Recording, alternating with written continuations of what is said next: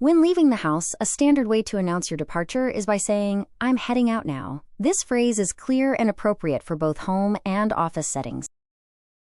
For traffic realities, you can say, "The traffic is quite heavy today." This is a polite conversation starter, or a valid reason for a slight delay. Stronger phrases include, "The traffic is terrible," or "Traffic is bumper to bumper." For meeting schedules, use phrases like, "I have a meeting at 11 a.m." Clear scheduling is vital in professional environments and helps colleagues respect your availability. Always mention the time clearly to avoid confusion.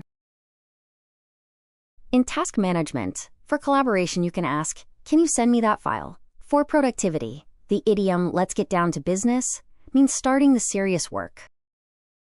Here are daily office verbs. To reply, say, "I will reply to your email." To schedule, say, "Let's schedule a call." To complete a task, say, "I need to complete this task." Midday essentials include phrases like, "I'm starving," "Let's have lunch," or "I need a caffeine boost." When finishing up, you can say, "I'm wrapping up for the day."